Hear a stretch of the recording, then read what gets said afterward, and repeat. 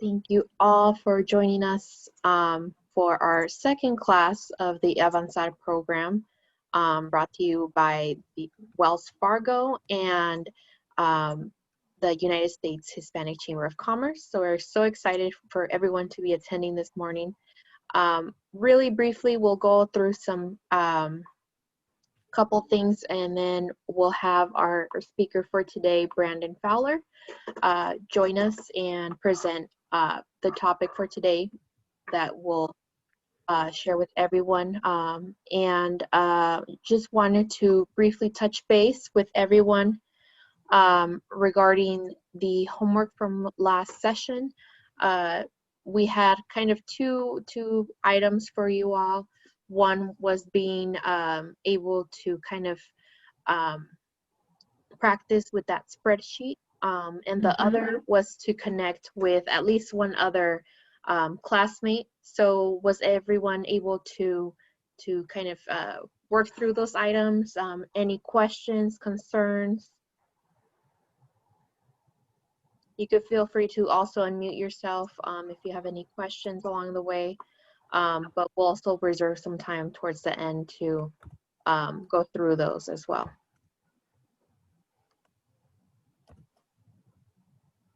So any questions? Nope. Awesome. So with that, I'd like to just briefly, we'll have everyone just introduce themselves really quick again, so that way our speaker knows who's all here. I'll start kind of calling on your name. Just briefly mention your name, the company that you are associated with, and one thing that you look forward to learning regarding our marketing class today. So let me go ahead and start with Yolima. Buenos días a todos. Mi nombre es Yolima Otálora. I'm the director of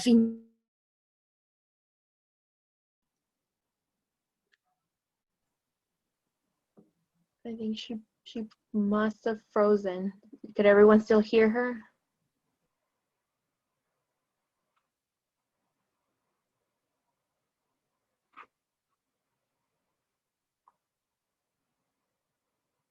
that today because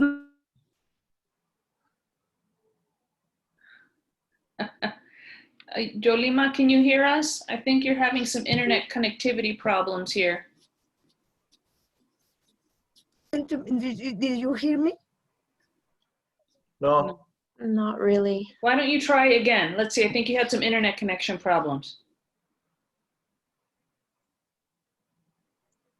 Okay.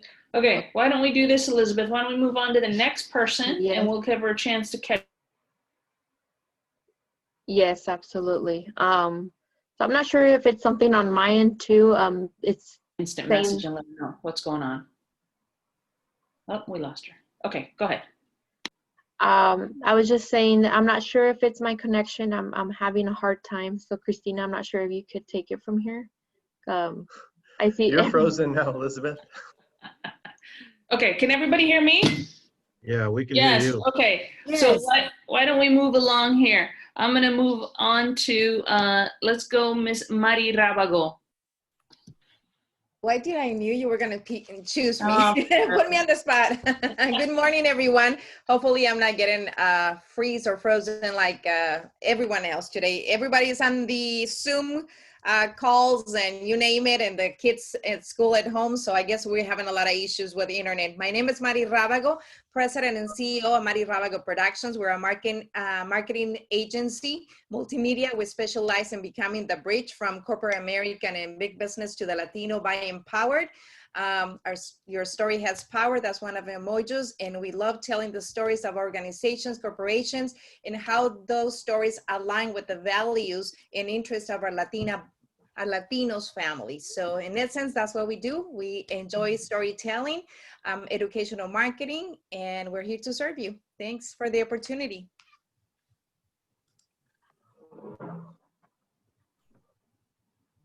All right, thank you, Mari. I think Elizabeth is off, so we'll go back. Yolima, how are you doing? How is your connection? Fine. I don't know if you Can you hear me or no? We can hear you. Listen, Okay. Microsoft went down the other day, so things are crazy. So it's okay. Why don't you go ahead and try again? I'm Yolima Otalora, and I'm the director of Interlingua LLC.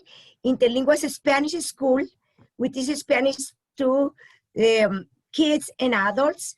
We work with the police and the fire department, and we training them to be able to serve the community.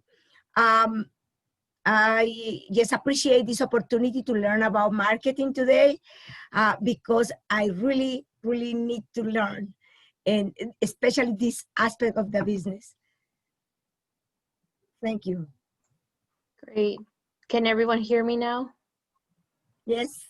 Okay, great. I was able to hear everyone, but everyone just kind of went blank on my screen. So we'll go ahead and continue with Ricardo Reina.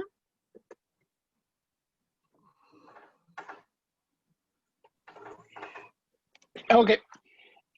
Yeah, I just unmute myself. Hey, I apologize. I am multitasking and I kind of missed the question. Oh, no worries. We're just kind of going around and briefly introducing ourselves. So just mention your name, your company, and one thing that you hope to learn from our marketing class today. Oh, yeah. Yeah, so the name of my company is Reina Rebuilds. It's a small business. We manufacture rebuilt engines for trucks. We make them in Mexico and then we import them and sell them here in the US. And I am the owner and I do mostly all the marketing as well.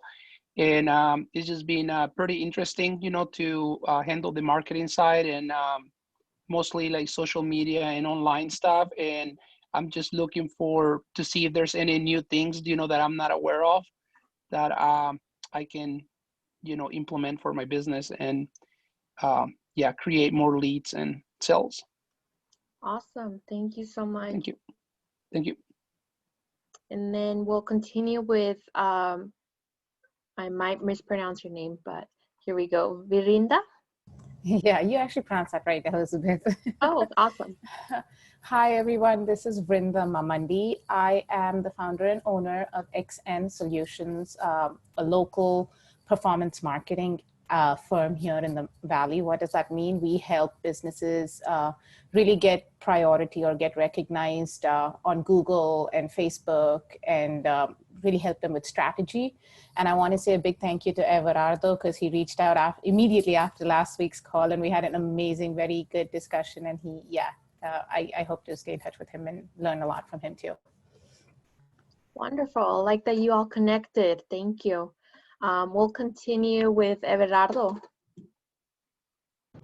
Good morning, everyone. My name is Everardo Kimi. I'm with Photo Fusion Studio. It's a photography studio in downtown Phoenix where we offer multiple photographers. That way each photographer can kind of specialize in their own thing.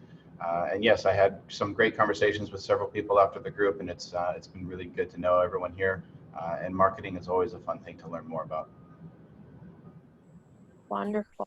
Thank you for sharing. We'll continue with Luis Castro. Good morning, everyone. My name is Luis Castro. I'm the Vice President of Process Control and Engineering. We are an engineering company that specializes in automation. And marketing is definitely something I believe we are on the weaker side. So it would definitely be nice to learn a lot more about that and make that one of our strengths. Awesome. Thank you so much. We'll continue with Evelyn Vega. Sorry, I'm unmuted. Good morning, everyone. I'm Evelyn Vega. I'm president and owner of Staffing Strong. We're a national staffing and recruitment agency headquartered here in Chandler, and we help companies find and place marketing, engineering, and HR professionals into jobs. We are currently working on our digital marketing strategy right now, and so I'm looking forward to learning best practices on how to implement this for our company. Thank you, Evelyn. We'll go with Elaine. Hi, I'm Elaine Mamola from Smiles by Delivery, founder and CEO. We provide on-site dental care for our nursing home residents throughout the valley. We are also contracted with the VA to see the homebound veterans that can't make it to the dental offices at the VA. Yeah, marketing is something that we really need to work on, especially with most of our nursing homes still shut down, to be able to have that connection and build that trust of what we do and grow our business, even though we're not physically able to get there. So when we do reopen, we can have all the education of what we're doing for those nursing home communities. Great, thank you, Elaine. We'll go with Lupe Encinas. Good morning. Again, my name is Lupe Encinas. I am the owner of Goodies Auto Glass. We are a small family-owned business. We specialize in auto glass replacement. We also do special cuts. We could do a residential commercial glass as well. And I'm very excited to be here today. Marketing for me is key for growth. So anything that could definitely help us take that next step, I am here to learn. So thank you again for the invitation. Thank you. And for time purposes, we'll go ahead and just kind of skip our staff for the time being, but we'll continue with everyone else in the class. We'll go with Linda Valenzuela.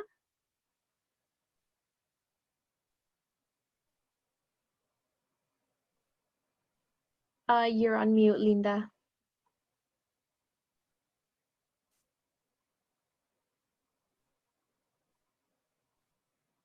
On in 24th Street in Indian School, and I'm very excited about this class. Marketing is one of my I don't know what is it. I need more strength in that area in my business. So I'm very, very excited. Thank you for doing this.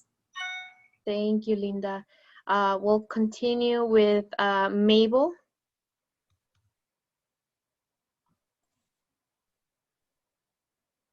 Good morning, everybody, and thank you for inviting me again. My name is Mabel Sosi. I own Spotted Horse Info Systems, and I do business support services, more specifically website design, graphic design, and your digital presence.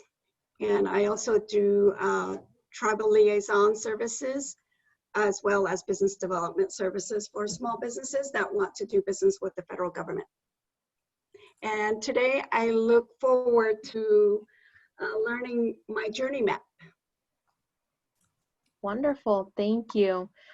We have just a couple more people to go, and we'll go ahead and wrap this portion of the webinar up. We'll continue with Lisa.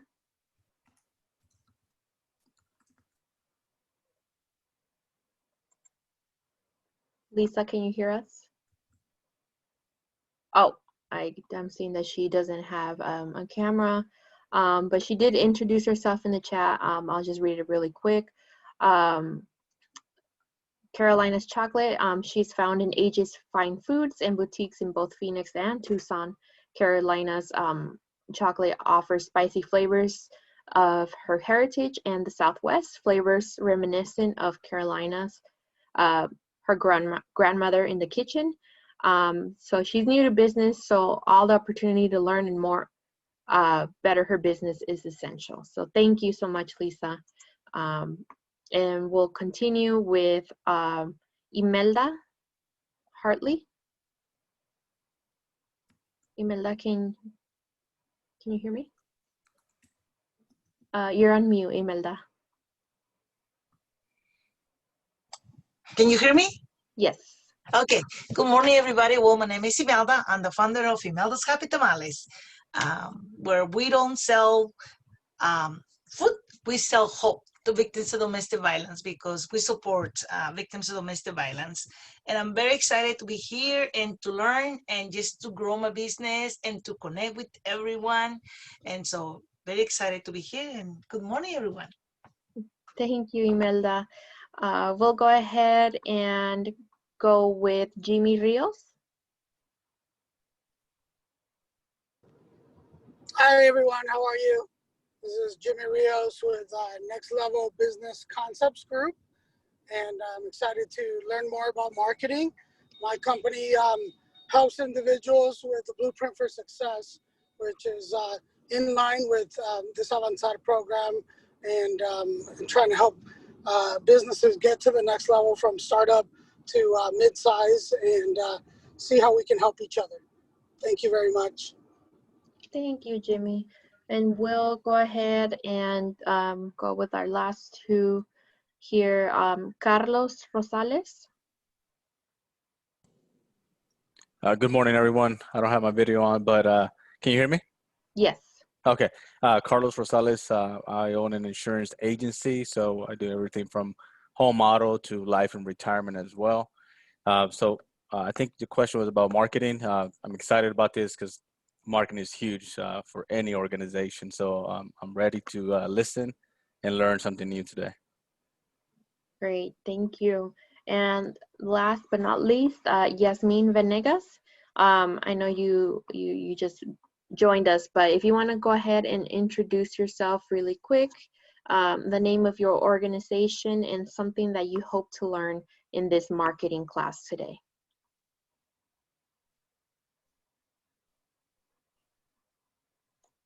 Oh, thank you, Elizabeth. Yes, I've been with my business for over 20 years in Arizona. And certainly this is not the first time I go through a difficult time, but the difference I've been telling everybody is like, I feel like I have support this time, especially from you guys.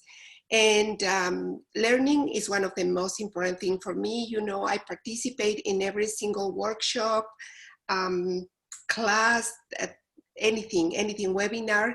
And so marketing is not my strong thing. And I hope to learn a lot. I don't even know how to access like my account in Facebook or promote something in social media. So I have a lot to learn.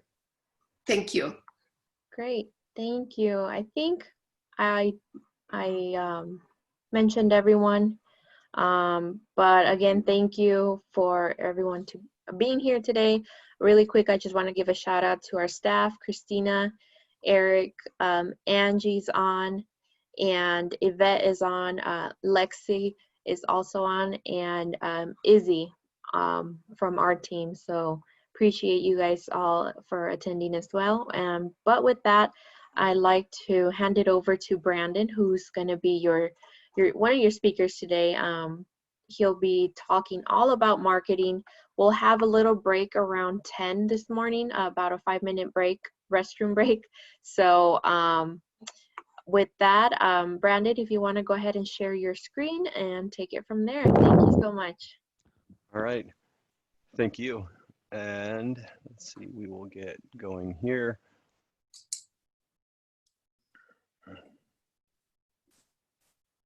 And is everyone able to see my screen? You should just see a big picture of a round ball, which would, I guess, be COVID.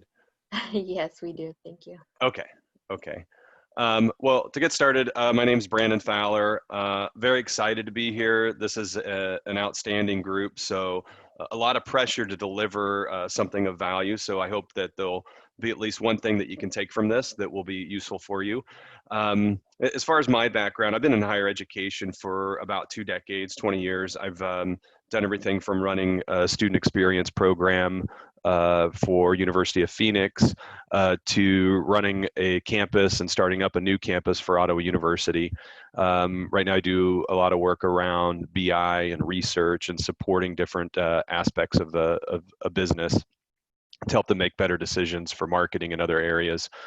So today, in sort of putting this together, I've been working with Vrinda Wamundi, who I think you guys have met, and she's part of the group, and she's agreed to help me and help us sort of walk through some specific examples really directed and geared towards small business. So with that, Vrinda, do you want to do a quick introduction again?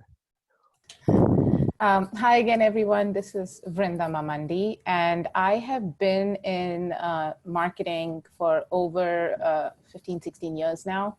I started off working with Google, and I've grown my career since. And I'm really obsessed with data. So data is a huge success factor in any marketing strategy. And I look to work with businesses that have, limited resources, because that's where the challenge comes up and that's where it's fun. And I'm a small business owner like you guys, so I get where you guys are stressing out about marketing, and I hope this helps. Thanks, Brandon. Yeah, so with that, in terms of how we're approaching this, so first we'll just have a brief discussion around the current reality. We opted not to really get too deep into the woods there because I think everybody on the call recognizes the challenges, right? We don't need to rehash what's been, not so good of a year, 2020. But instead, we're really looking at breaking this into two parts. So the first part sort of, we could say market research oriented, and it's intended to set you up to think about how can I approach and learn about the problems that I'm dealing with, my customers are dealing with, to put you in position to put together a plan. And so Vrenda's gonna walk through a couple of very specific tools that you can use, and based on some of the answers that you'll get from that sort of market research work that we cover when we talk about things like problem statements, journey mapping, and SWOT analysis. So we'll start out there with a problem statement and these sort of things, and then we'll move into a couple of specific tools, and we'll wrap this up by walking through an example to hopefully be able to demonstrate how you can take these different concepts and put them together to form a marketing plan. Because I think in the class I teach, I work with a lot of startups, and a challenge I think a lot of people have is they have a tendency when they think about marketing to really focus in on advertising or promotion, which is one of the 4 Ps. And oftentimes there's this this idea that I'm going to jump right in and into sort of the creative and putting stuff out there, but there's so much other things that have to get taken care of before you jump to that stage. And so that's where we'll cover it first, hopefully to give you a sense of that there is a method that you can follow. And I think that's where people struggle, is that's this idea that I should just be able to roll out of bed and create this great marketing campaign that's going to generate all of these leads and opportunities for my business. And it just isn't necessarily, right? It's not that easy. The folks that make it look easy, there's a lot of things that they're going to go through before they come up with these great campaigns that maybe you see that get you interested in businesses that you are customers for. So that'll be that we take. So first, to get started, we'll talk about current reality, I guess.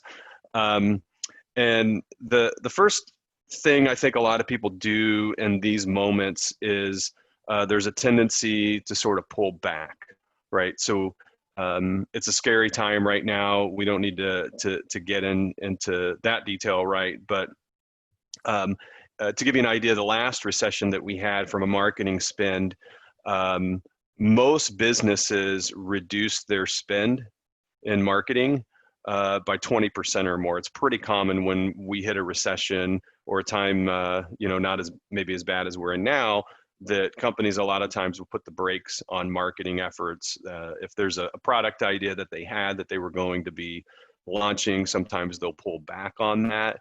But what I just want to share with the group, if you haven't seen this yourselves, is this, as crazy as it may sound, this is where businesses often make their mark, where they come out of the recession much stronger than their competitors because they've stayed in the game, so to speak, right? They keep buying in. So a few things to think about. When you think about your marketing spend, when you're in a time of recession, a lot of people are backing out. So what that means is sometimes there are opportunities that open up. So if there's assets that you need to purchase, they can become cheaper, depending on what those are, of course. Marketing spend can, the dollars that you're spending can go further because people are pulling back. And so advertising rates have a tendency in a recession to drop. So it's a really good opportunity for you to start to differentiate, to consider launching new products or services, as well as to actually at least continue what you're doing, if not expand. So I guess that said, we want to do a quick poll here for the group.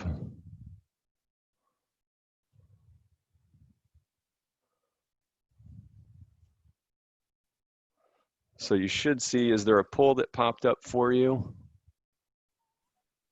Yes. So go and we'll give everybody a chance here. Here they're coming in.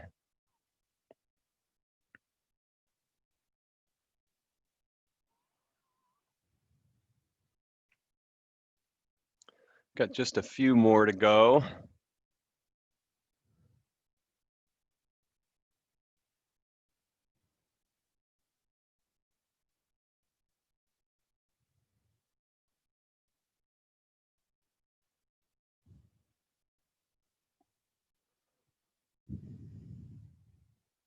All right, I think we've got everyone that's going to participate. So we got 17. Thank you for doing that. So I'll share out the results, but and I would just say this is pretty typical for what we see with recessions in terms of what folks are doing from a spending standpoint. And everybody see what that is showing? Yes. Okay, so you can see that a lot of organizations do back out, and it's kind of nationally and with industries, this is pretty common with what you see in terms of a lot of organizations will back off. What I would encourage is really look at your business and find those opportunities to invest in. So what you see organizations doing now is it isn't necessarily that they're cutting back, the smart organizations, they're getting a lot smarter and putting a lot more focus on where they're putting their dollars. So thank you for sharing what your organization is doing. But the other piece in terms of what we're seeing is sort of how organizations are responding. So first, in terms of segmentation, so think about your customers in this way.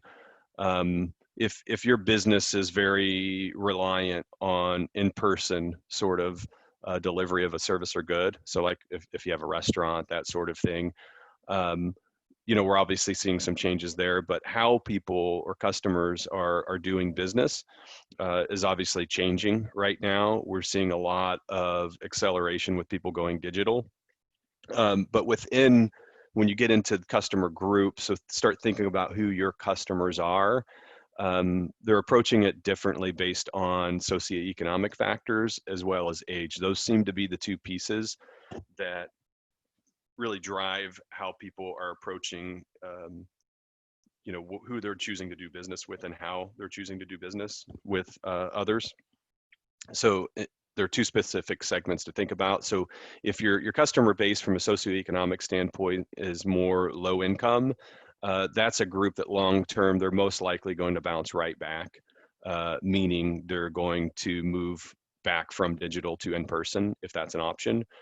The other is your older age group. So if you're working with folks that are 60 plus, that's an age group that you're going to see when things start to move back, they're going to tend to move back more quickly. But if your segment that you focus on is sort of outside of those two groups, you're going to find, and what we're seeing is a lot of those groups that they don't necessarily intend to go back. They're going to continue to focus more on, how can I do things digitally, as we're seeing. So that's the segmentation part. We'll get a lot more into segmentation. It's a very important part of marketing and making your choices about how you market. We'll get into that in the back half.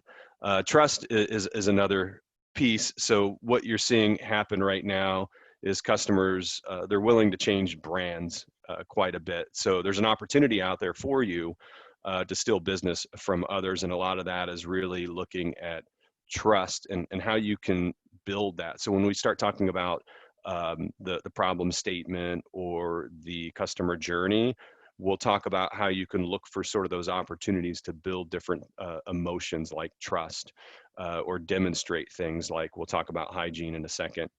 Availability, this is the key piece, right? So as people are moving to digital, your ability to deliver your good, your service, your product That's critical right now, as I'm sure you're seeing.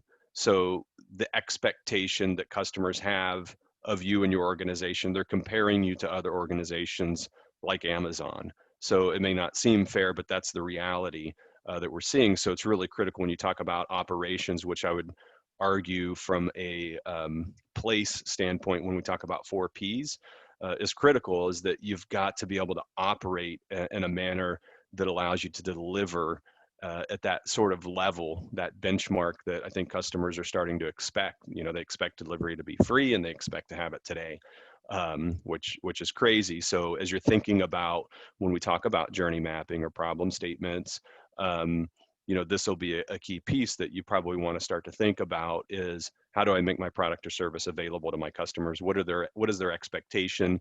If it's not realistic with what you can deliver, how do you deal with that? And that's a big point of the journey map and how we communicate, because you can get around it, but you got to be aware of it. So in your messaging, you can really help people understand the value that your organization brings, which will be that last point we'll get to in a second.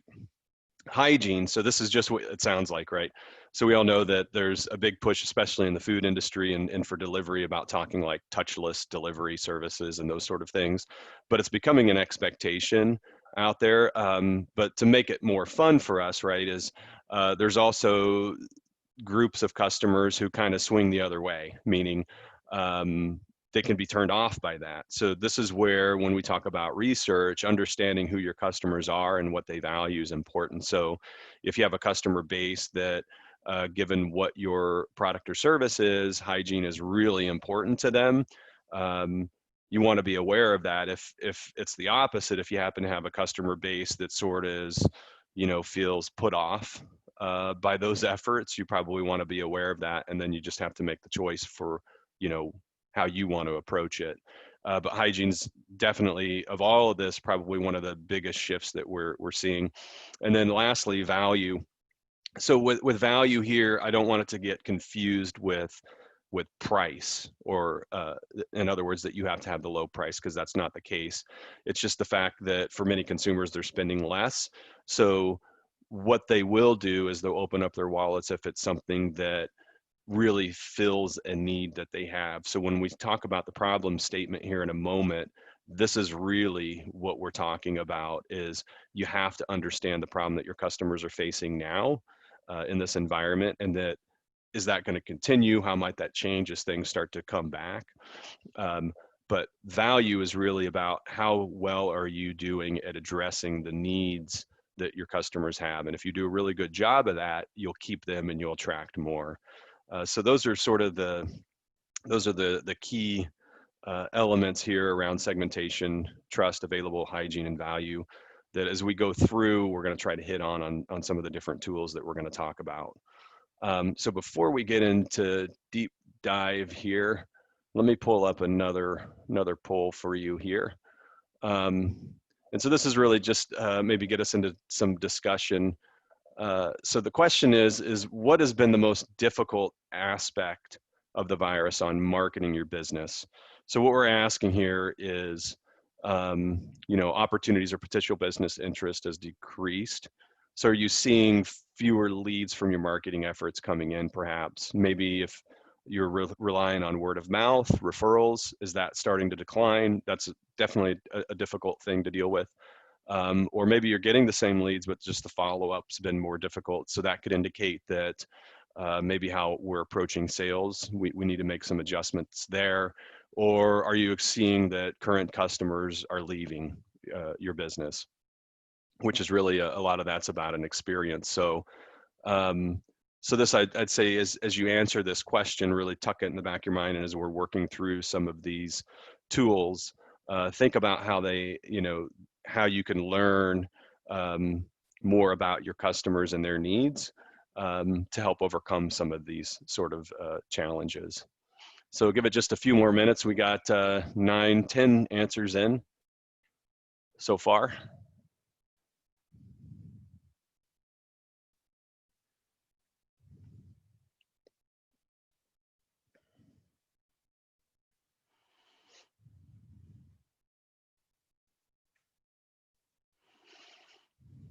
Just give it a few more seconds here.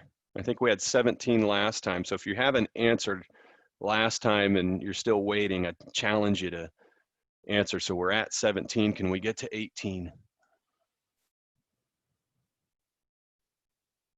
Okay, so I'll go ahead and share this out now. Hey, there's 18. Thank you. And everybody see the results now on the screen? Yes. Yes. Okay, thank you. So, you know what I'm seeing here when I look at the results is it sounds like the big challenge most people are feeling is generating interest, generating leads, or you might call them opportunities, or customers. So in other words, getting the opportunity to try to sell to someone. So if you have a website, are you seeing traffic decline coming to your website? It's interesting that the retention piece isn't really viewed as a big issue. So there's a lot of good in that, right? It certainly is cheaper to sell to current customers, generally speaking, than get new customers. So that's I would say maybe a positive if that isn't really been a challenge for folks. So good. Let me get us into one more poll question for you here.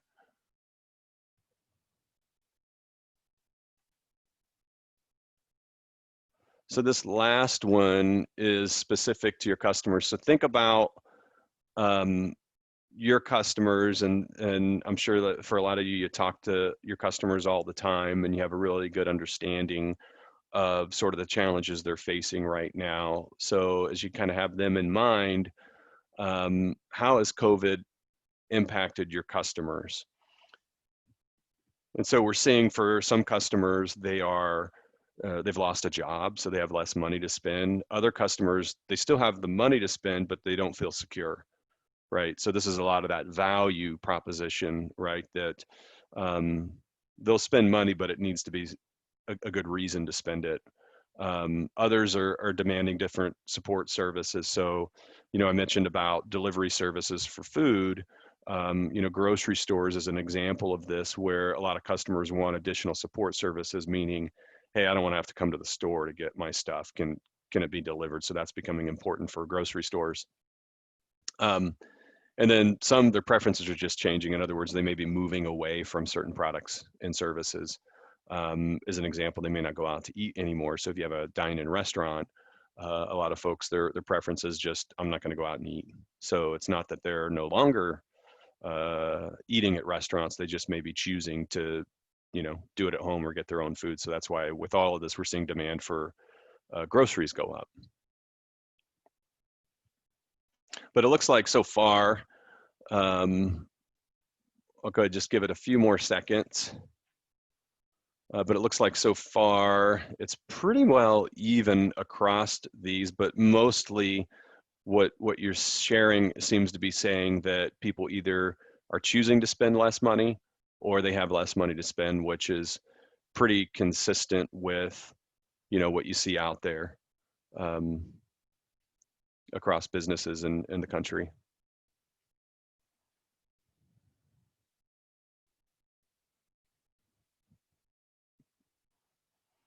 Okay. So kind of setting the stage then for getting into our deep dive, we have kind of understanding of the sort of problems the challenges that we have in terms of resources to do marketing and that sort of thing. You're seeing kind of have an understanding of what some of the problems are that your customers are facing, and how it's impacting their choices, right?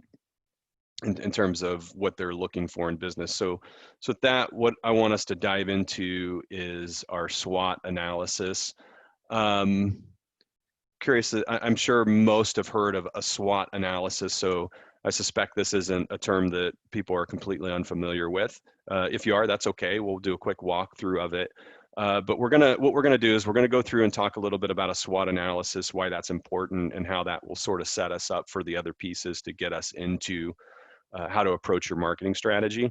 But we're going to go through SWOT, and then we're going to talk about a problem statement. And then from there, we're going to get into segmenting. So Vrenda's going to talk a lot about segmenting and how to look at your customer base. And then we're going to talk about journey mapping, which is intended to help think about, okay, we understand the business that we're in, the problems our customers in that business are facing, and who they are. That's what segmenting will give us. And then when we have that understanding, we want to talk about delivery, right? So we have a product or service to solve a problem for a specific set of customers. How do we do that, right? How do we deliver that? Because that's where a lot of the value add comes, isn't the product itself or the service itself, it's how it's delivered. That's the purpose of your journey map. And that also gives you a lot of opportunities to think about how you market, not just outside in things like Google or Facebook, or if you have enough cash to throw at TV ads, that sort of thing. But it also gives you opportunities to think about how you drive things like word of mouth. So that's sort of the ordering that we'll get into, and then we'll wrap it up in the back half of the session with some specific examples of how you can take the strategy that we're putting together and apply it to a couple of specific tools for you. So in terms of SWOT, I think one thing that a lot of people I work with when we put together a SWOT, the challenge they have is trying to understand is, basically, why do I do this? What is this supposed to help me with? So I would ask you, think of it this way. As we go in and fill this out, so you hopefully have your worksheet in front of you, and I want to walk through each area: strengths, weaknesses, opportunities, and threats.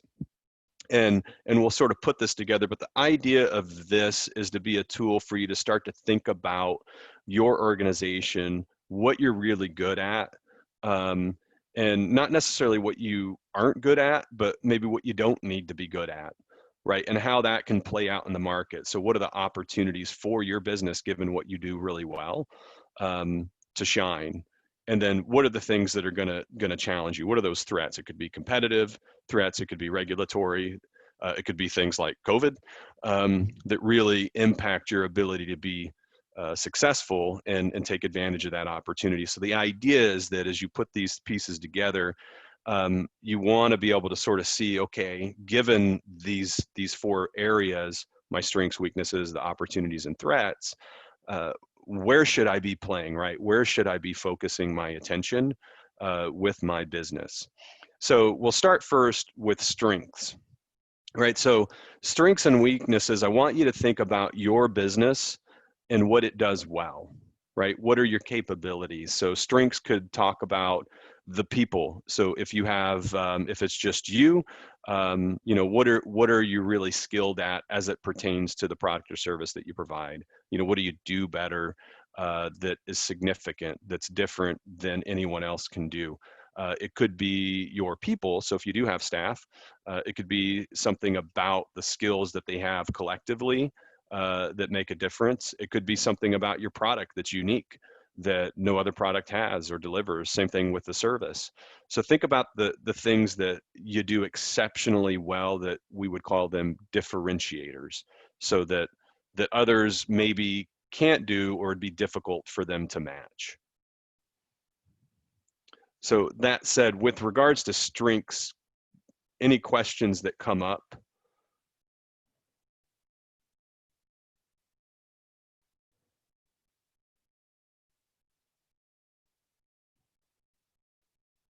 I'm trying to get my chat up here. I have a question. Mm-hmm.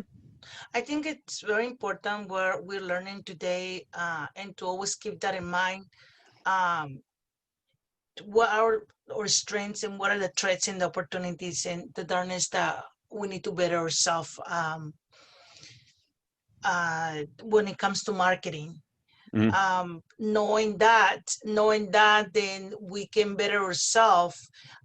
For example, the model of my business before, it was catering. So we carry my food to big events.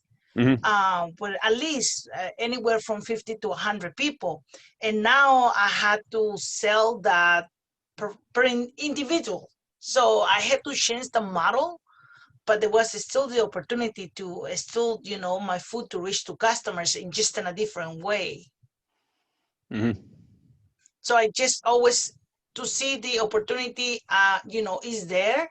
And to be able to see, I'm not like just sitting saying, oh no, I don't got no customers. I mean, I still have customers, but not in the same way, but I just changed the model of my business, at least temporarily, until we can all go back to normal. Mhm. Yeah, and one thing I'd say, Melda, I know it was great having an opportunity to connect with you. Is you think about your strengths. So, think about what you do well, and this would be an opportunity. I would say this exercise that we're walking through. We have a homework piece right after this, so I would challenge you, give this your best shot. But I would say go to your customers that are most loyal, the ones that you work with the most, and ask them. What do they think you do really well? What do they maybe not think you do so well? They may have a hard time spotting that, right? Those weaknesses, because they may not really know, which is a good thing, right? But they may point out some things that maybe they see as you not doing really well, because it should help you understand, what do you build on? One thing with weaknesses I would point out is oftentimes we'll see weaknesses, or these are the things I want to improve or work on. And that is one perspective. And if it's a weakness that matters for the opportunity that you're going after, you should address it. But there may be some weaknesses that don't matter. I'll give you an example. If we think about a weakness, let's take Walmart, for example. A weakness I would say Walmart has is they may not have the best customer service. If you go into their stores, you're not seeing people walk around. It's hard to find someone to get help. We could say that's a weakness of theirs. They don't have good customer service in that way. But what I would argue is if Walmart tomorrow starts to deliver a Nordstrom's model, so you walk in and now they have people all over the place, they're providing this next level experience. Well, that comes with an added cost for Walmart. And the strength that Walmart has that they play to is they're able to be a low cost provider of their goods, right? So that's what Walmart is, right? They're the low cost leader, and they're able to do that because they have a model that isn't expensive to execute, and they're exceptional, another strength, with their fulfillment. So in other words, their ability to deliver goods and services, their warehousing and all the things, their operations are outstanding. They're world class. So those things together help them be able to deliver low cost. So if they start trying to be Nordstrom's and overcome that weakness of customer service, it's going to be problematic for them. So I'd say as you think about this, weaknesses aren't necessarily things that you have to improve. If they matter to your customers a lot, and don't assume because a customer says they matter that they really do. But if you believe that they do matter for the opportunity you're trying to take advantage of, then that's where I would say, okay, it is a weakness that you have to improve. So in terms of opportunities, think of opportunities as outside of your organization. So oftentimes when I work with entrepreneurs, they have a tendency to think of opportunities as things I need to do. I would challenge you, don't approach it that way. Think about, at least for this discussion, as we're talking about COVID and marketing during COVID, think about opportunities as the things that your customers have a need for that maybe nobody is fulfilling, right? So using sort of the B2B model for catering as an example, there are organizations out there that are in this business. One of them, I can't recall the name off the top of my head, but they provide a service where they deliver food to organizations. They're like snack food. I think it's called Snack Nation, but they ran into this problem. Right now, offices are closing down, and so their business is really just dried up overnight. And so one of the opportunities they found as they started reaching out to their customers is that their customers still wanted food delivery. So what they learned is that they wanted a way to deliver their employees snacks, because they still wanted to recognize their employees and sort of through food. They recognize that as a way that if they do these company Zoom meetings and those sort of things, that's an opportunity for them to really recognize employees and say, hey, we still see you. We're still being as normal as possible. We're just doing these things over Zoom, and we had snacks before. We're going to continue that. So Snack Nation had to come up with a way to be able to deliver differently, right? And so they did that, by basically building a different way to fulfill orders for companies by getting it out to the company's employees, as opposed to sending it to a central place. But that's an example of an opportunity. A lot of times the best way to figure that out is, again, just talk with your customers. What are the things that they're challenged with as it relates to the product or service that they historically have bought from you? Threats, think of threats really, again, as external. So these don't have anything to do with your organization. Almost think of threats as things that are sort of out of your hands, right? So you could think of this as regulatory. For instance, I'm using restaurants, I know a lot, but it's pretty easy given our current environment to do that. You know, a threat would be if I'm in, if I own a gym or something like that, a threat would be regulatory. If tomorrow the governor comes on and say gyms are closed down, that's a threat. I have to think about how to deal with that. And so threats, they're the things that you got to start to plan for and guard against, right? So if you own a restaurant, maybe you can only operate at 25% capacity. How do you deal with that? So as Imelda, you talked about, you had to change your model because that threat, right? That offices are shut down, and so these catering events, they can't happen the way they did before. So how do you plan for that? How do you shift that business? So that is essentially the SWOT. So the idea with the SWOT is to start to think through that, you know, internal, what are the things that you do well? What are the things you don't? And which of those matter that you maybe have to overcome? And then externally, what are opportunities in your environment, right, in your market, with your segments, with your customers that, you know, these are sort of needs that maybe aren't fulfilled or not fulfilled in a certain way. And what are the things that could potentially threaten your business? And so if you see at the top, I have internal and external environment. So think of them in that way. And the goal with this is you fill this out, take a shot on your own. And then I would challenge you after this meeting, meet with your customers. If you have employees, talk to them and walk through this with them as well. Start to compare notes. And the idea is that the strategy that you start to think about should start to form from this. So hopefully you'll start to identify, hey, I do these things really well. Maybe here's something I need to improve on to take advantage of this opportunity. And then here's this thing that's sort of threatening me right now with COVID or whatever it may be. And so maybe here's one thing I want to start doing. Here's something I got to do to guard against this threat of something that could happen.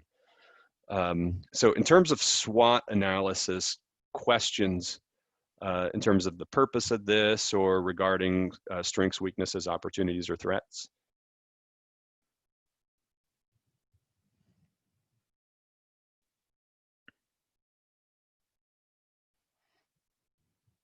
Okay, so ideally at this point with SWOT, as you've kind of had a chance to jot down some ideas, we want you to start to think about, okay, here's the opportunity I want to go after. And so now we're going to talk about problems. So this, if I move off Einstein here, a lot of this is going to be around problem statement, around the opportunities section, right? So as you're talking to your customers and they're telling you about things that they need, problems they're facing, that's where this problem statement comes in. So the purpose of the problem statement is really for you to understand from your customer's perspective what they're challenged with. So I'll move through, I'm gonna have to speed up just a bit. But in terms of problem statement, let me kind of set up what you're trying to get after as you're putting your problem statement together. So this is intended for you to get a customer perspective of the issue that they're dealing with as it relates to sort of the area that you're in, right? The product or the service that you're in. So the 5 W's is really, you know, why is this a problem? So this again is an exercise that I would challenge you to talk to your customers about. Talk to them about the challenges that they have, whether it comes to if you're in insurance, you're selling engines, you're in staffing, really get a clear understanding from their perspective of what challenges they're having in the areas that you serve and why these are a problem. Ask them when it occurs. So when are they running into whatever this problem is? And, you know, where does it happen most often? So this can be challenging for some things, some products and services, but sometimes with a problem, you know, it happens when they're doing certain things that it really becomes a challenge. And then who has the problem most often? So we're going to talk about segmenting again. And this is really where the segmenting comes in, is understanding the customers and that are experiencing this problem. And then you really have to dig deep and start to understand the root cause of the problem, what's driving it. In terms of emotions, this is where I think a lot of the value comes. We're emotional beings, and the reality is that a lot of the decisions we make aren't actually that well thought out. They're driven by emotions. And so if you can tap into understand the, as people face these problems that they're dealing with, how does it make them feel, right? So, is it frustrating? Is it, what is it that's causing them that pain? These are all important. So as you're thinking about marketing, a lot of times the emotion is what you play on. I'll give you an example. IBM years ago started to move into selling servers and mainframes. And so they had a B2B model, right? And what they found is when they were talking to people that bought their product is they bought a product as they're buying it. The biggest consideration they have is, if I make the decision to buy this product, am I going to get fired? Right? That was their concern. That was the emotion, right? That fear that if I make a mistake here, I could get fired. And so IBM used that in their advertising to come up with the notion that going with IBM or Big Blue never got anyone fired. So they're trying to give comfort to people that if you go with us, you're going with someone big that you can trust, and you're going to be safe. So they were playing to that sort of safety piece, that emotion, and that marketing campaign worked out pretty well for them. In terms of size of the problem, this can go two ways. So as you're talking to customers and they're expressing the size of the problem, there's two different things that describe size, right? Size could be breadth, meaning how many people does it affect, right? The other could be depth, so the level of the problem. So it's that it doesn't affect a lot of people, but for those that it does affect, it's a massive problem in their life or for their business if you're B2B. So the last two pieces would be alternatives. So this is where understanding when they run into this issue, what are the other things that they consider? How, in other words, how are they solving it now? So this could be that they're going to a competitor. Right? So imagine if I am hungry and I want to get some food, I'm going to jump on maybe to my cell phone and start to look for fast food, right? And so there's all my alternatives, right? And so that's what you want to understand is, who are the competitors? What are the other solutions that those competitors or those other choices are offering? And then lastly, what are the issues that they have, right? What are the issues if they go this other direction? And these sort of together help form your problem statement. So as you're putting that problem statement together, a few pointers. One, don't focus on solutions. So don't get ahead of yourself. What happens a lot of times if we put together a problem statement, and I see this with new entrepreneurs a lot, they immediately think about, okay, here's the product that I really want to sell, and then they work backwards. So try to put aside how you solve a problem today and really get into the customer's shoes and understand what that problem is without writing out how you're going to solve it. That comes later. In terms of the emotional experience, again, make sure that you're describing sort of that emotions that the person's experiencing as they're moving through this problem. And then if you do really well at this and you have your problem statement laid out, it should help direct you in terms of how you would address the problem, right? So it should naturally sort of lead to, okay, if I do this with my product or my service, it'll help address what we're seeing here in this problem statement, and it should give you measurable outcomes. So it should help you pretty easily identify if you're solving the issue or not by saying, okay, here's our solution. Does that solve what this problem is? So I'll give you an example here, and then you guys can guess what this is from. But I was trying to get something that's common that a lot of people probably use. So let's say that this is how maybe we would start. We'd say, look, I want videos delivered to me via video or streaming service. If you think about a problem statement, is this a good problem statement? What do you guys think?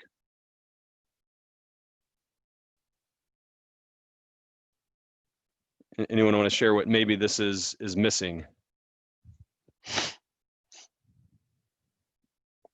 Or maybe what it's giving us that we don't want?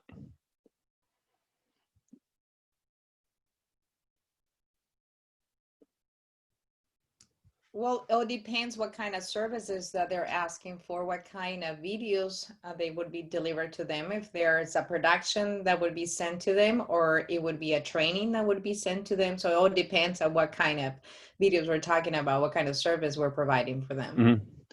Yep. Yeah. And so there's some detail missing. What I'd also say to add to that is they're already jumping into a solution. They're saying that I already know that they want videos delivered to me, video streaming. In other words, there's not enough here as you're designing a solution. You're going to miss out maybe on opportunities. You're not listening to all the needs of the clients and Mhm. providing a list of services that you can offer them. You're just jumping into conclusions. You're correct. Yep. So, so when you have a good problem statement, it should help hopefully get you to think of some things you hadn't thought about. That, hey, this problem is causing this pain that maybe you hadn't thought about. That's where the value of this is really in talking to your customers to maybe uncover some of those things. Here's another one. So this is the same problem, right? Described differently. Going to the video store is a pain. So we can kind of imagine that we're talking about going to the video store. So we're talking about like Blockbuster Video, right? If anybody remembers what that is. So any problems you see with this or opportunities? We don't know why it's a pain, right? So we need to figure Mhm. that out. Exactly. Why is it a pain? So, so think about this. You're having a conversation with a customer, and you're talking about them, talking to them about challenges in terms of getting the type of product or service that you sell, right?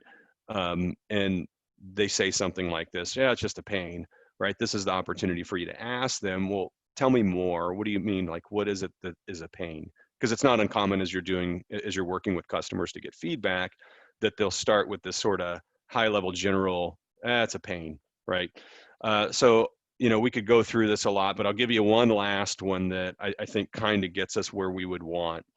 And then I'm going to turn it over to Brenda to talk about avatars in the back half. But this is the last one. So going to the video store requires fighting traffic, wandering the aisles, and waiting in long lines just to get a single movie, and repeating the experience to return the movie on time. Anybody experienced that in your past, going to Blockbuster Video? I mean, we may not say it's like a life-altering problem, right? But it's an example of a problem statement that Netflix came up with. If you're wondering who this is from, and it really helped guide them about coming up with a solution, which initially was, well, we'll just mail it out. You pay a fee each month. There's no late fees. So they took care of the late fee. You don't have, you got to go to your mailbox. But they took a lot of the issue out because the pain was getting to and from, right? And there was a lot more like finding the right movie. So there was a lot of things that they started to uncover as they dug into this to come up with their solution, which was a lot more involved than just, videos by mail. And then that ultimately led to what they're doing now, which is streaming service. But so the difference hopefully you see here is that we started out with assuming a solution was video or streaming service, that the solution was mail or streaming service. We moved to saying that, it's just a general pain, to finally we get to where we understand it not just, we understand why it's a pain and what all is involved in that pain for them trying to get a movie, to rent a movie. So that's the idea of the problem statement. It's really an opportunity to take that worksheet that you have and go chat with some of your customers. Even better, if you can, observe your customers, watch them trying to do stuff if it makes sense for your business. It may not, but a lot of it at a minimum, take this worksheet for not only SWOT, but for the problem statement, and set up some time to talk to your customers about these topics. And that should start to help inform you of where maybe there's some opportunity for your business. So with that, we are just after 10. Do we want to do a 5-minute break? And then when we come back, we will talk more about avatars and segmenting. Yeah, absolutely. Let's go ahead and take some 5 minutes. We'll be back around 10, 12-ish or so. So feel free to take a little break and we'll be right back. Thank you.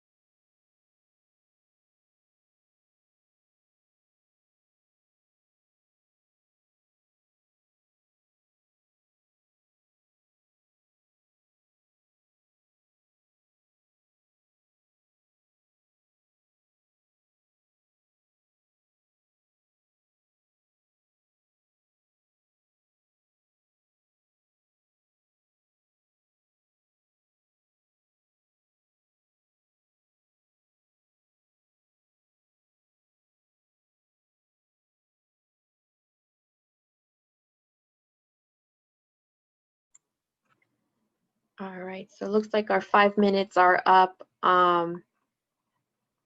We will go ahead and get started once Brandon is back on. But if you have any questions, feel free to use the chat again, or unmute yourself as well. Thank you again, and we'll keep on going. All right, well, welcome back, everyone.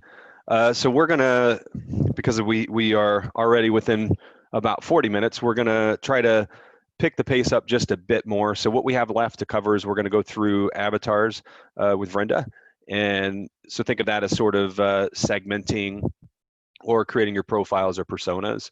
We're gonna cover Journey Map pretty quickly, and then we wanna get into Google My Business and some real sort of nuts and bolts things that you could do today. So with that, Brenda, turn it over to you.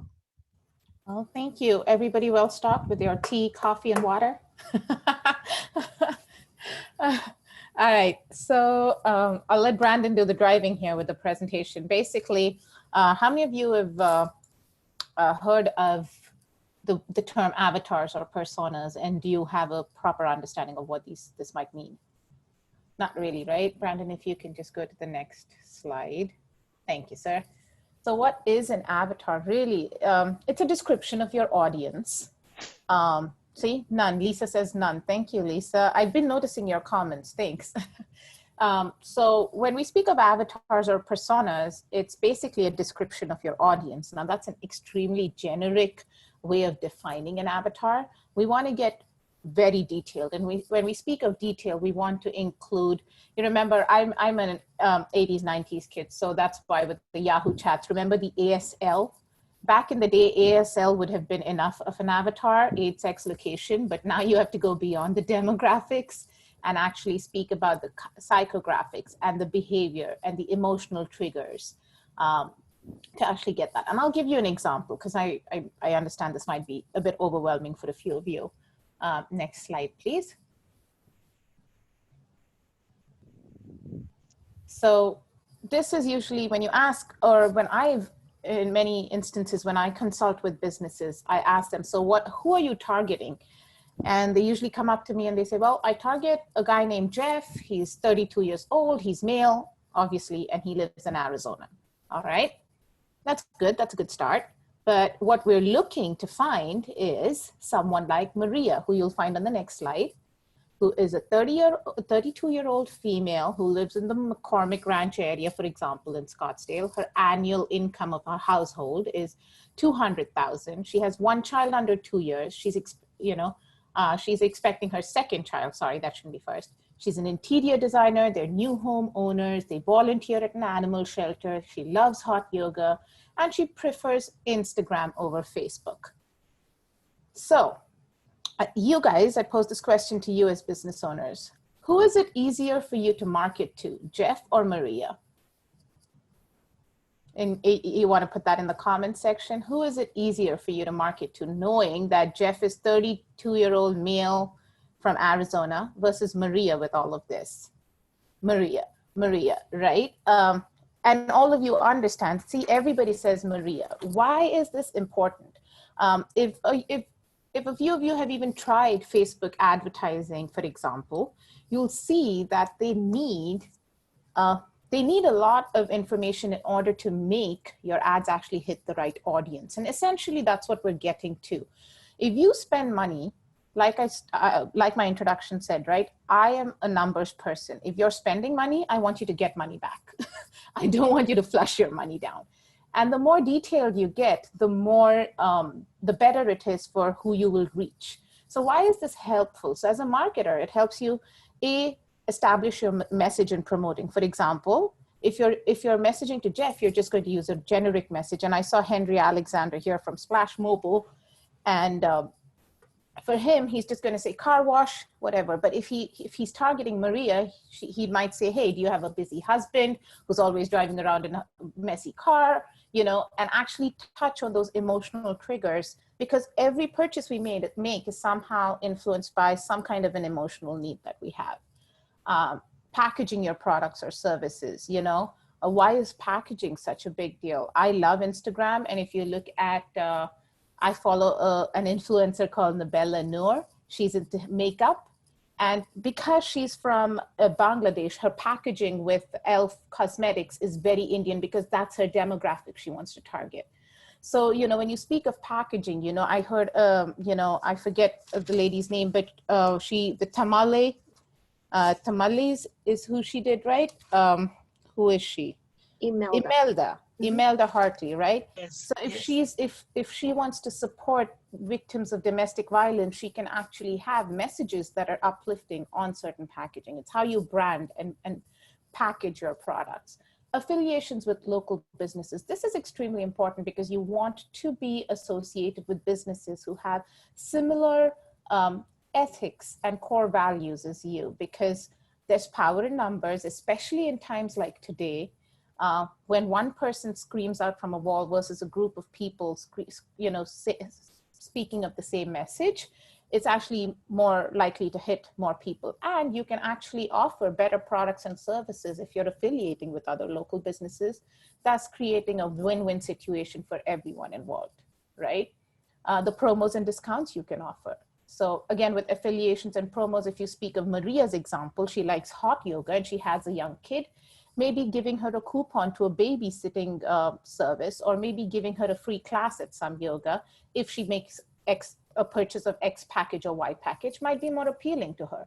Versus for Jeff, you have no idea. You don't know if he's into golf, if he's into gymnastics, you don't know what he's into. If he likes the NBA, NFL, nobody knows. And the channels and platforms you can advertise on. Again, if you're going after Maria, she prefers Instagram to Facebook. So spend your money and your time and your effort on Instagram. Don't go try to be present everywhere saying, okay, I'm just going to throw a net and whoever comes in there comes in, I don't know. And then because that has a ripple effect, right? It affects how much longer the sales cycle takes to close. It affects the other related services, thus affecting the amount of money and time and resources that you spend to gain that one customer. And the time of day or week that you should be spending on most of your ads. If Maria is a single mom and goes and does all of the stuff and she's working, we know that maybe you shouldn't be running ads from 6 to 7:30 because she's probably, it's dinner time, she's bathing the baby, putting the baby to bed. She might be scrolling on Instagram later at night just before bed. Okay, that might be a good time for you to boost your money going into that. So this is extremely strategic when it comes, the psychographics of it is extremely, is where you win, you know? And you can try this if you'd like. For those of you who have tried Facebook marketing and not sought any quality results from it, I would recommend or give you a little exercise to do is go back, look at how you've targeted and add at least 50 different touch points in your targeting background. A minimum of 50. Now, I have gone up to the level where I've added 70 plus touch points, right? Or characteristics or traits rather, and see how your ads, actually the old ad versus this ad does. You might get a lot less, but they'll be higher quality, which means that they're more likely to stay with you, which means that you're speaking their language. Does that, any questions so far?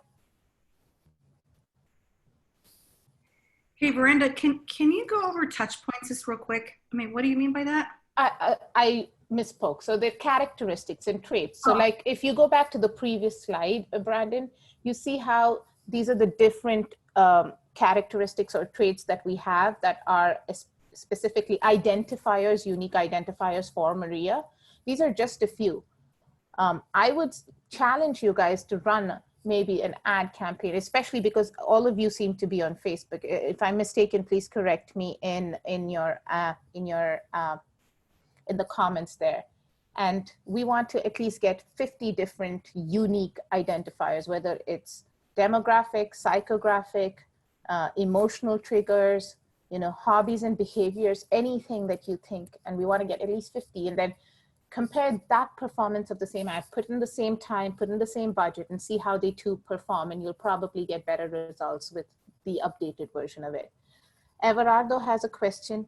Isn't how lookalike audiences work? So lookalike audiences work on a slightly different way in that you're not going through this exercise. What you're doing is you're feeding the channel or the platform a list of emails or an already successful audience list that works for you, and then you're leaving it up to the platform to say, hey, find anyone who matches this kind of behavior pattern.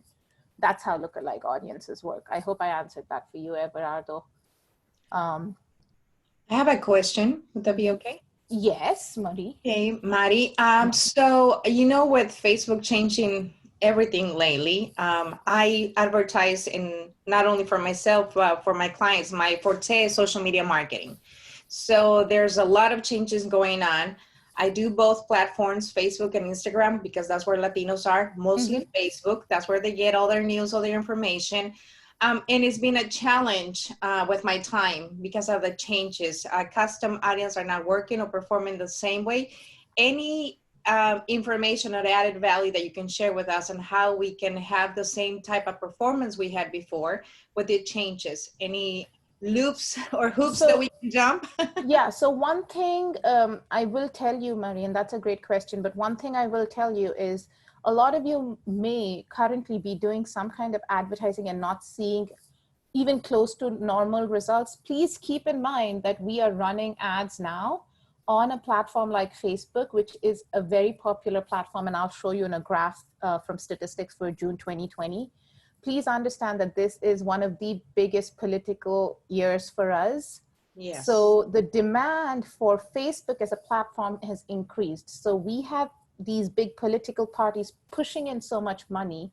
So even if you do push in that money, you've got to just swallow this pill of, okay, I'm not going to reach that level of performance only because I am competing, not just for time and space, but also for a cost per action, desired action. Brenda, we should be Facebook right now. Oh, I'm sorry. I'm sorry. One second, Evelyn. Mary, do you want to? Yes, adding to what you were saying, and I'm sorry, Evelyn, we're playing catch up here. So last night I got a message from Facebook saying that between the 27th of October and the 3rd of November, no ads will run, political ads would run.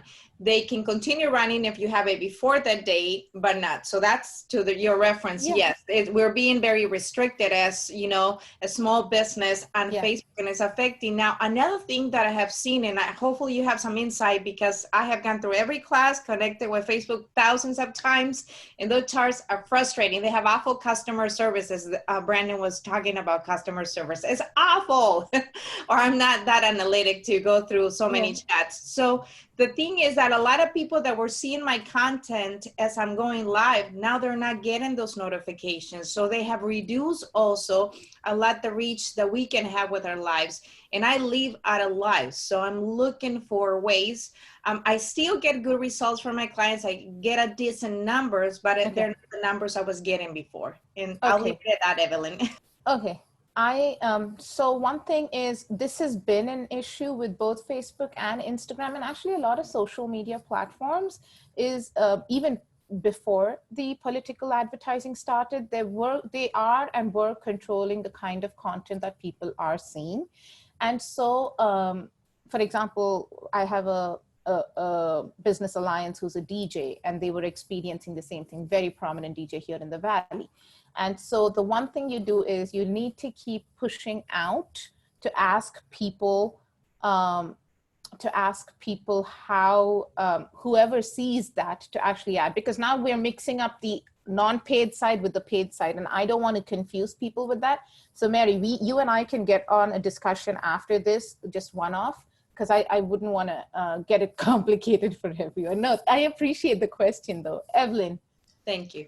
Yeah. Did I lose Evelyn? Oh, I'm right here. No, I think you answered it. I just wondered, maybe we should be doing any Facebook ads right now, right?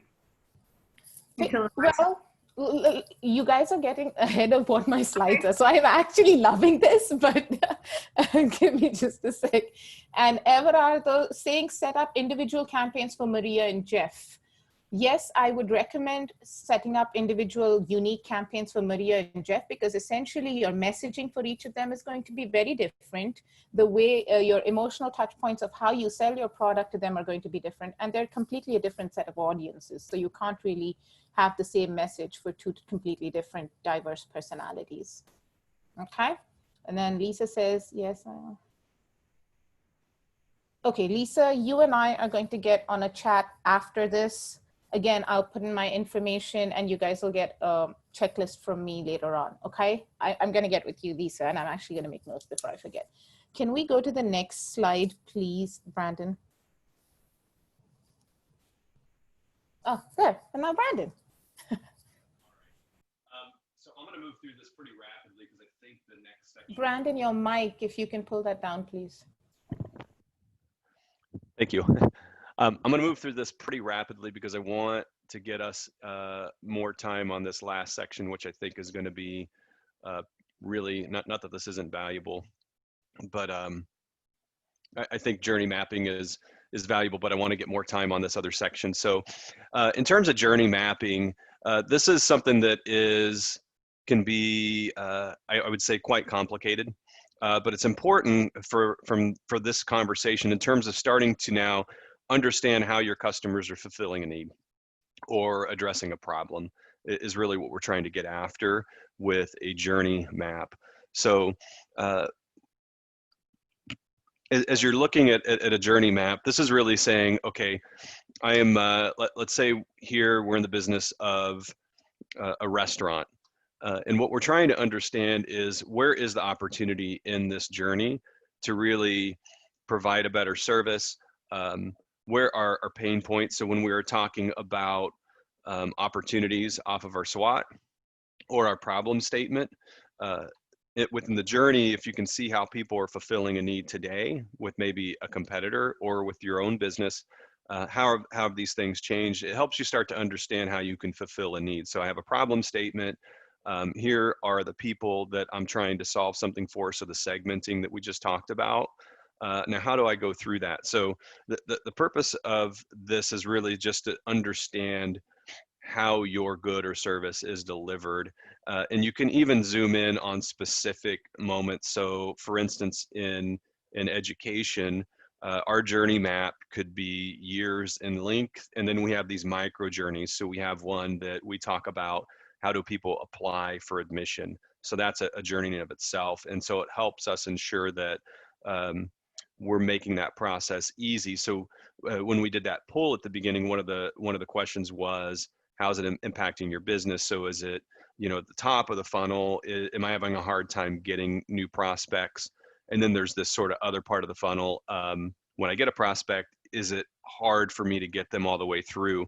So as you think about where your problem is, you can make your journey map focused on that. So if it's, hey, I get people in, but it's getting them to move forward, that's where you could say, okay, well, what is it that they're looking at when they come to me? So they've said, I'm interested in doing business with you, and then they disappear. So that's where you might use a journey map. So the way it works is you really want to start first of where does the journey begin? So in our example here, let's say that you're at home and maybe you like, oh, I'm hungry. Or if you have let's say a 5-year-old, they nudge you on the leg and maybe they grunt at you, right, and tell you that they're hungry. So it starts here. So when you do a journey map, make sure you start it early enough in the experience, because this is where you start to think about, okay, what is it that my customers or potential customers are going to do? Are they going to, okay, they're going to feel like, okay, I'm hungry. All right, now maybe I'm wanting something different. If that really plays well to your product, okay, how are they then going to find something different? In other words, how do they come to find you? So this is as you start to talk to your customers about how they use your service or how they go about finding a service like you or someone else, or a product like you or someone else. How are they doing that search? So it helps you start to identify if you're creating a journey up front in the purchase process, help you identify the path they go to make a decision. So in this case, okay, I think I want something different. So they search on their iPhone. Maybe they have to settle. Okay, I'm gonna have to go to McDonald's again. I really don't want to. They drive to the restaurant, and then they get the order while they're waiting in line. So they got a car full of kids. So all of these things are intended to help to start inform you about how you deliver your service. And then does it go well or not? So if you imagine you go through the drive-through and you order a hamburger and it's wrong, that's going to show up in probably a negative review and a lot of other things that aren't good, right? But if you place the order and they're accommodating to you and you get the right food and it tastes good, like you expect, then you're feeling better, right, about the experience.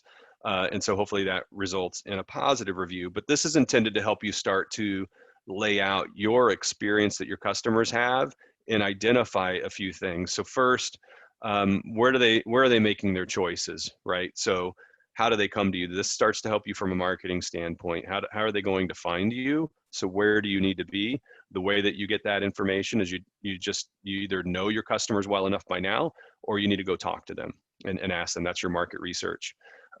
What are the potential issues? So maybe it's putting the order in. So in this case, we're talking about a drive-through. An example I'd give you is Chick-fil-A. If anyone's been to Chick-fil-A recently, you'll notice they changed some things dramatically because they've recognized that everybody's going through the drive-through, and sitting in a line that's a mile long turns customers away. So they completely changed how they're doing their drive-through. They basically added an additional drive-through. They cut down the time, and they're putting people out front, which makes it a lot more welcoming. So they took a bad experience and they've adjusted it to make it better, given the situation.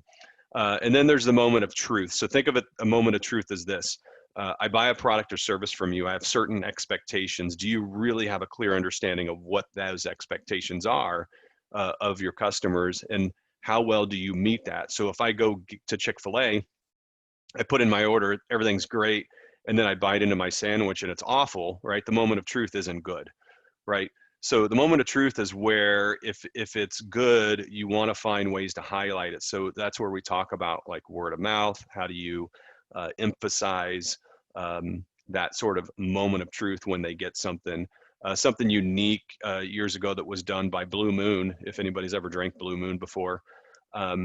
When what they started doing is they went and recognized, customers are having their drinks out at a restaurant or a bar, and they would get delivered their drink, and they didn't want them to get their Blue Moon drink in the same glass that everyone got, so the moment of truth is when the drink comes to my table and I'm about to drink it, so the presentation, what they started requiring is they wanted these tall glasses, and they insisted that they have an orange on them.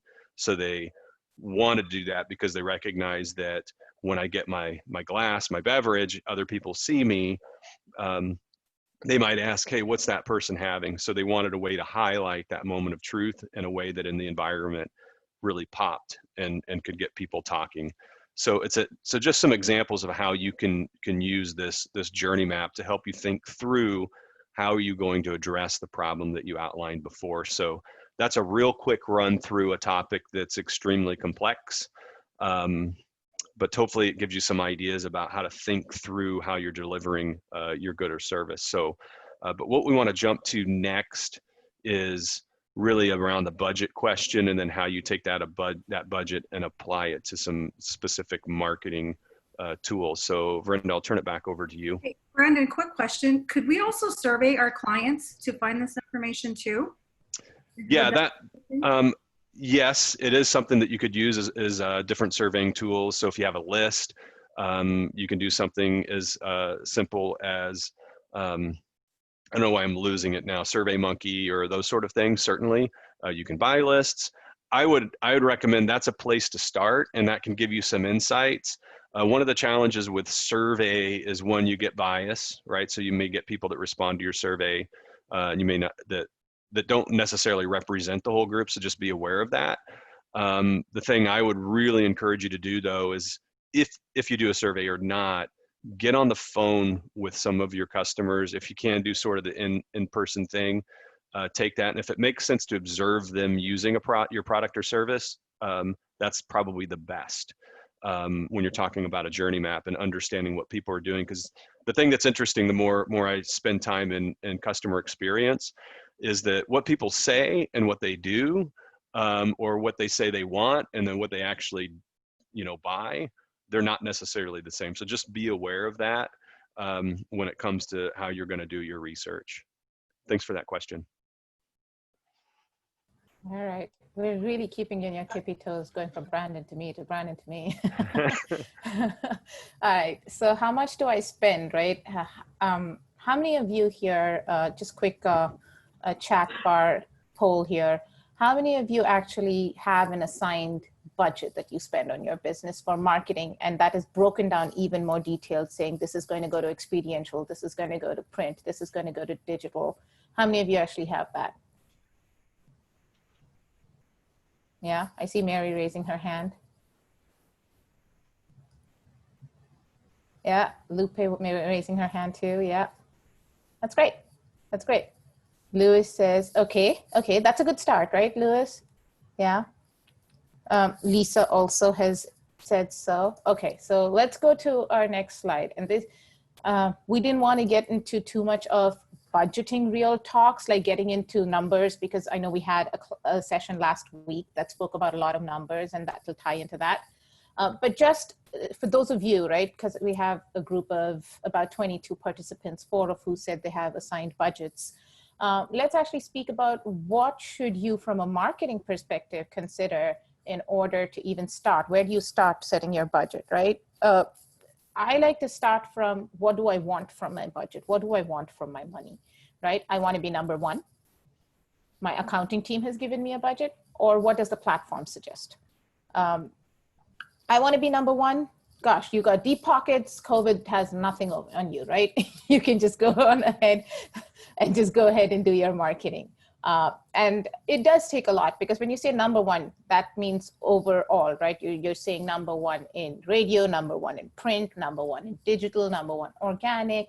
So that's a lot. And you just keep pumping money towards it. And so really there is, the important thing to have is to know where most of your customers are coming. So accordingly, you can say, okay, 20% of my budget is going to billboards, 40% is going to maybe print and TV.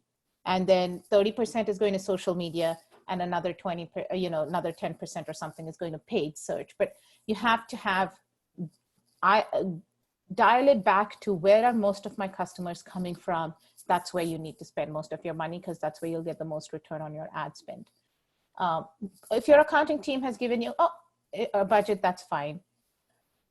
This is the results by channel. So when you look at, should I be on Facebook? To your point, Evelyn, you said, hey, we shouldn't even be doing advertising on Facebook then. That's a very interesting standpoint to have, considering this survey was done in June of 2020, and look at how much people are actually spending on these channels.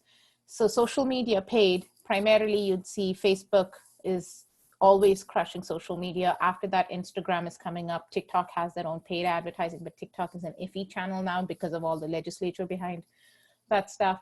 Display is any kind of image ads. So when you go on a news site, for example, you see these ads coming up, whether they're video or image. That's what display advertising is. Search is going to be when you go in on search engines like a Google and Bing and search for them. So essentially, and then there's digital video. So YouTube advertising in some way, for example. So those are the top 4. So if you look at this, back to one of Brandon's points earlier in the start of the presentation, he said, a lot of people are going digital because nobody's really doing a lot more traditional. And this just goes to prove that the top 4 channels that you see here are essentially digital channels. If you're thinking of doing print and magazine, and if you're thinking of doing like traditional radio, they come with heavy price tags, especially if you're looking for billboards and stuff. If you see results from it, if you are getting phone calls from it, if you are getting closed business from it, by all means, don't shy away from that. But one thing I notice a lot of business owners do is they have their generic phone numbers if you're doing print advertising. Please take the time to have a service to create custom numbers for each line or each channel that you're advertising through.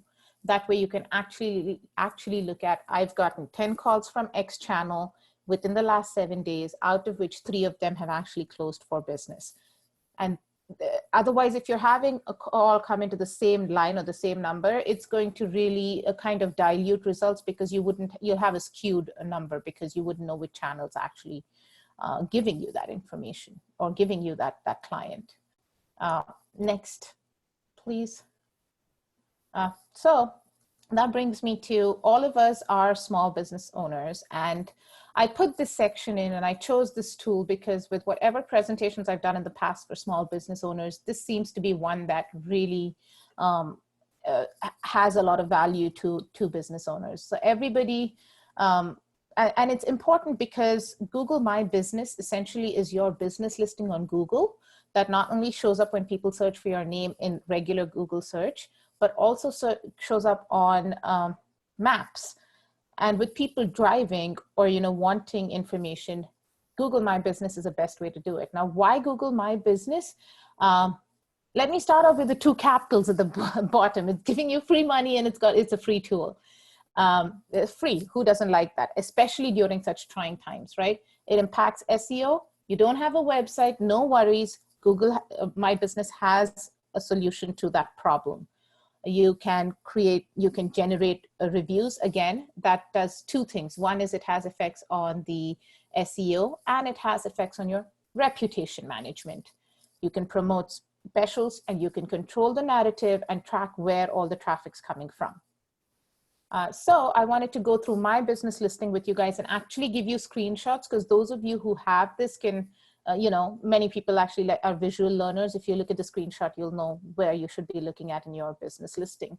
And if you want, I'll give you a few if you want to pull up your own business listing, if you have that access now. If not, just keep going with this and we'll send you this info later. So the impacts on SEO, right? You can actually, in Google My Business, there is a section where you can put your category in. And your category is any related terms that are for your industry. In mine, this is what are the related terms of my industry that I want to show up for. I know, for example, with pay-per-click, we guarantee a 2x return on ad spend. So that's going to be my primary, thing that I go in for. And there's so many other stuff that we do. So this is, the longer it's there, the more active you are on Google My Business, the more SEO, the more these search engine algorithms will keep pulling these keywords and associate them with your business listing, thus affecting your SEO in the long run. Next, please. No website, no problem, right? On Google My Business, there is a section that says build your own little private website. And for me, this is how they started it. Mine, if you can see, it says it's not published because we already have a website. But if you don't want to, Google will make it easy and do this and control domains through Google domains and Google products. So that's the good part about Google products, is they have a solution in a sense to a lot of marketing related and digital presence related stuff. So you can always use that as well. Next, request reviews. Now, how many of you know that on your Google My Business, you can actually pull a link from your My Business listing and send it to people either via email, text, however. And when it reaches them, it literally opens up an empty review pop-up where they literally just put in their review and it sends. Versus telling them, hey, go here, search for this, click here, do that, do this. How many of you knew about this or use this? Yeah, see? Okay, great. So your Lima knows about that stuff. That's great. So this is how you can use it. For us, what we do, we just take that URL, we create a custom URL. So we actually put it into whichever campaign we want. And then we take that URL and put it into our emails and say, hey, can you please leave us a review? And another thing, when we're speaking about review generation and reputation management, two major points. When you ask for a referral, don't say, please leave us a review. Say, please leave us a review specifically highlighting what our team has helped you accomplish or what you liked about the service we did. Direct them and guide them. Otherwise, you'll get generic reviews and they really don't add too much value because it could just be a canned response. And on the flip side, if there is a negative review, this is a perfect opportunity for you to go in and actually communicate with them and let them know, hey, we'd love to remedy this, because that then has the effect and impact on businesses and people who want to buy your services, saying, okay, this is actually a very good team who's wanting to improve the service, who's going above and beyond to try to remedy this, who's getting all of that. Okay, next, please. Next, okay, there. So promote specials. We don't have a specific product. What we do is service-based, but I know we have Lisa who sells chocolates. We have Imelda who sells tamales. And if you guys have packaged products that you can sell, you can always actually also sell them through Google My Business by highlighting products.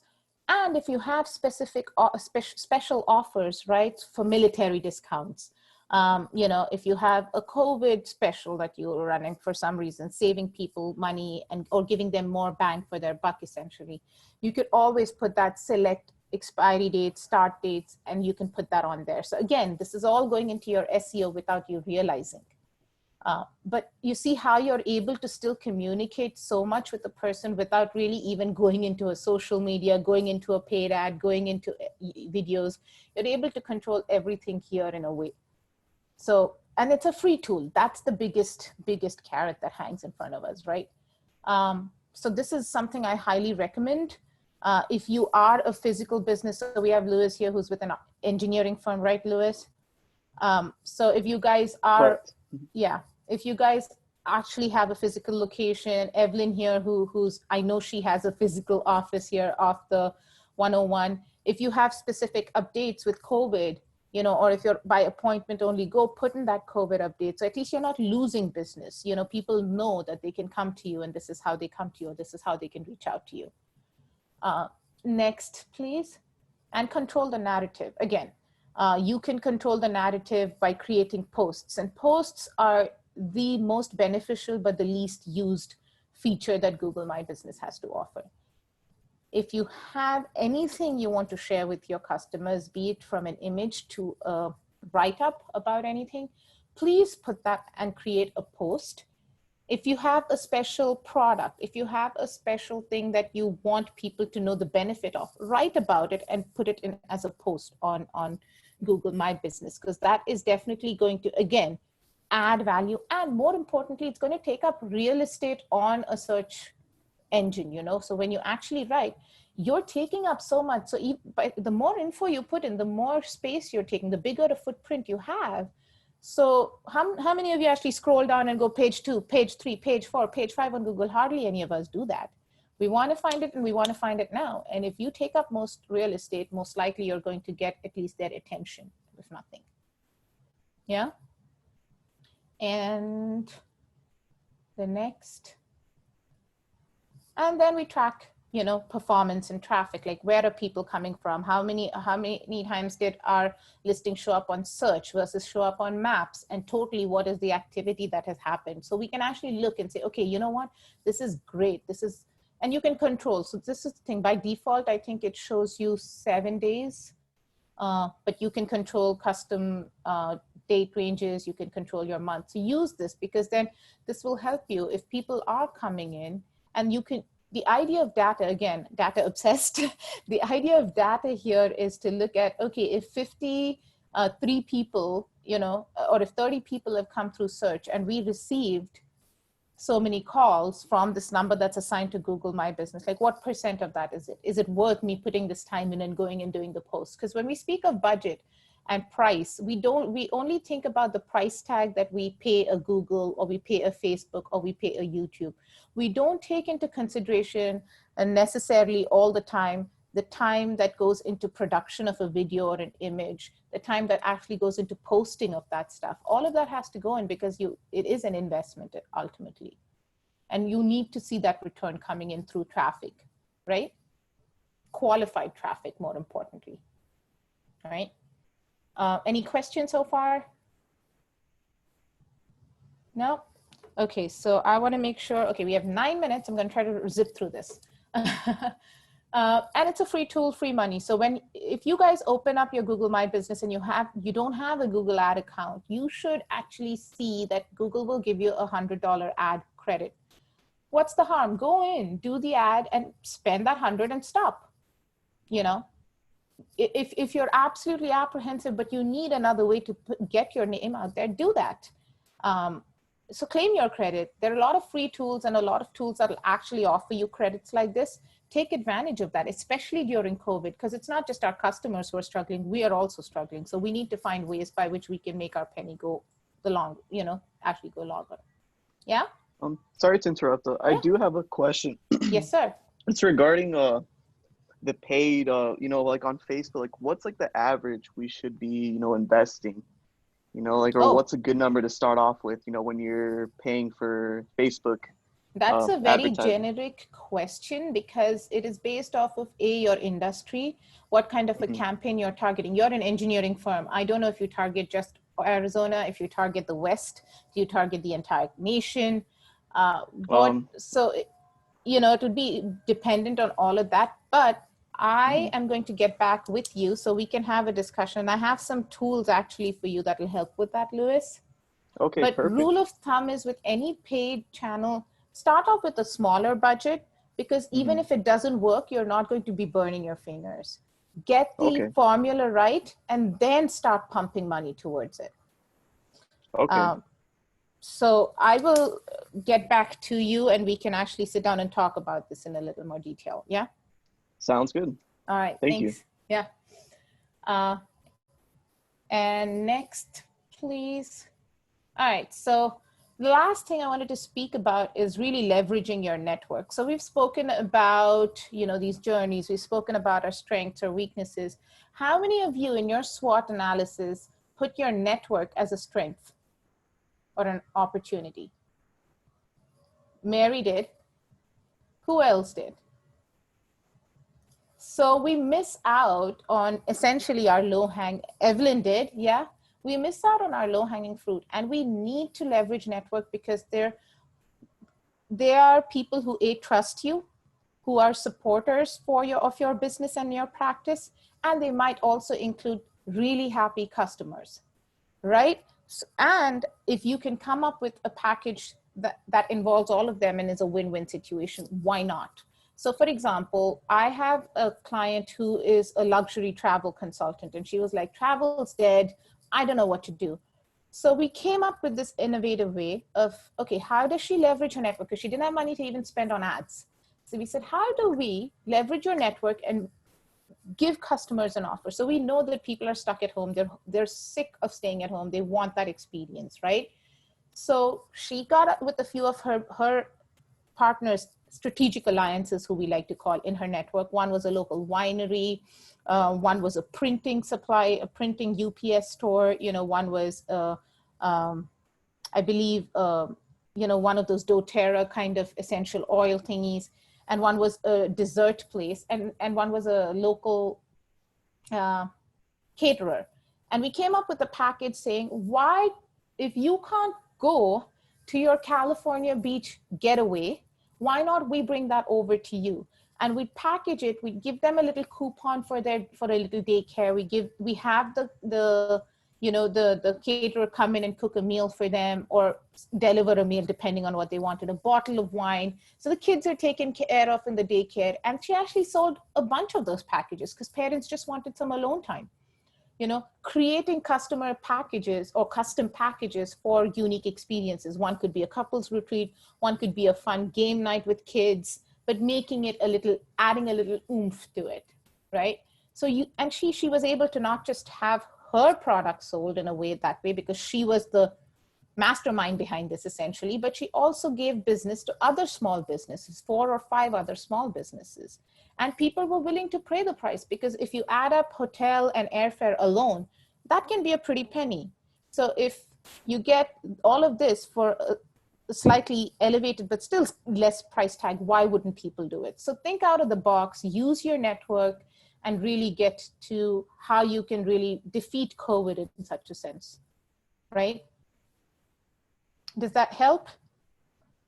Yeah? All right, next, and I'll let Brandon do the wrap up if Brandon would like here. There we go. Yeah, sure, and I think it's a great example that you provided there to sort of bring everything together. So just as a sort of summary of what we covered today. So in that example where you have a travel agency and they're dealing with a travel ban, that's a pretty big threat that came true. That maybe wouldn't have been seen, but it starts with that environment, so that SWOT analysis. So the challenge as your take home is take that with you. If hopefully you've had an opportunity to fill some of that out and talk to your customers and those in your network and the people that know you and your business, and get some help filling that out. Get some other perspectives. That's part of your research, is using that tool and talking to folks out there to assess your environment and identify those opportunities and how you can take advantages of those opportunities, like the agency that we were just talking about. In terms of the problem, that's a good example of identifying the problem that current customers in the travel agents network were having. So by talking to them and understanding, okay, they can't go anywhere, there's a travel ban, what kind of problems is that creating? And the problem that they were dealing with is for couples, they didn't have that opportunity to get away from sort of the kids, right? So some of you probably experiencing that, being cooped up. It's good in a lot of ways, and in other ways it's really challenging. So being able to state what is that problem, and maybe it's something that you hadn't thought of, but by taking that, walking through that problem statement activity with customers and others, it could help you maybe identify some possible opportunities for your business that you hadn't thought of, like the travel agent did. In terms of the audience, you can then start to narrow in on who could I offer this to in my network or in my customer base or outside for potentially a new audience. And then what's the journey that they're going to go through? So how are they going to find me? When would they think about that to help guide where you're going to advertise? And then how can I start throughout that journey, kind of providing them and delivering the service in a way that's going to be unique? So again, in terms of journey, really think about with your product or service, a lot of the value that you deliver, which is a key thing right now in this environment more so than ever. It's how you deliver it that's just as important, just like the Chick-fil-A example we talked about. In terms of the goal that Brenda shared, then identify what is the goal that I want to accomplish with my advertising. So there are a lot of different types of goals that you can accomplish. It may just be getting people familiar with your brand. It may be about how do I get them familiar with a new service or offering that I have, or it could even be about servicing current clients. So that goes back to that sort of problem that you're having. Most people in this audience are saying the problem I have is getting customers or opportunities into the funnel, so to speak. And then from there, you can start to nail down what is your budget that you're having to deal with and work with as you start to make your channel selections that we walk through. And then lastly, in terms of networking, I'll share one last example of a networking opportunity. So I thought it was a great example of thinking about networking in a different way with this travel ban, but think of word of mouth as a big opportunity. And what a lot of folks will do is they'll use coupons. So just to share an example from a gym, and they did a test with customers to identify the most effective way to drive word of mouth. And what they found is they tested the general way of asking, hey, who do you know? They also started to send out coupons to folks that they could hand out to friends, right? So it was just, hey, here's a coupon, thanks for being a customer. And then the last piece that they added in is they used what we'd call a trigger. So when a certain thing happened, they would give their customers for the gym